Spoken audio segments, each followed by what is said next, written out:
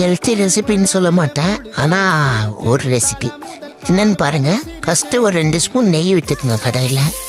இது காலையில் கொஞ்சம் தேங்காய் பால் எடுத்தேன், பட் கொஞ்சமாக தான் எடுத்தேன். மறுபடியும் செகண்ட் டைம் பிளெண்ட் பண்ணல.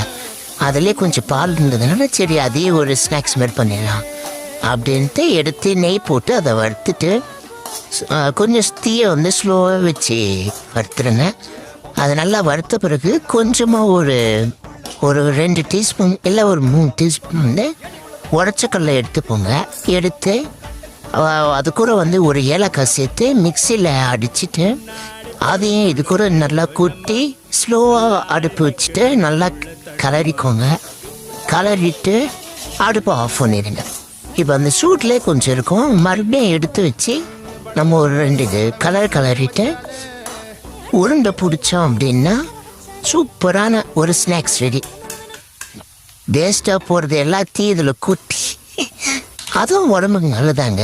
தேங்காயில் இன்னும் கொஞ்சம் பால் இருக்குது, தேங்காய் இருக்குது, நாட்டு சக்கரை போட்டிருக்கோம், அப்புறம் உடச்சிக்கல்ல உடம்புக்கு நல்லது. ஸோ இது பார்த்தீங்கன்னா ஹெல்த்தியான உருண்டை அப்படின்னு சொல்லி கொடுத்துருங்க பசங்களுக்கு, சாப்பிடுவாங்க. முடிஞ்சால் மறக்காமல் நீங்களும் செஞ்சு பாருங்கள் எப்படி இருந்துச்சுன்னு. என்னடா இது இப்படி ஒரு லட்டா அப்படின்னு பார்க்குறீங்களா? பரவாயில்ல, ஒரு தடவை ட்ரை பண்ணி பாருங்கள். டேஸ்ட்டாக தான் இருந்தது, நாங்கள் சாப்பிட்டோம்.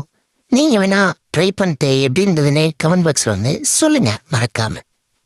பார்த்து வேறு ஏதாவது சொல்லிட்டு போயிட்டு பாருங்க.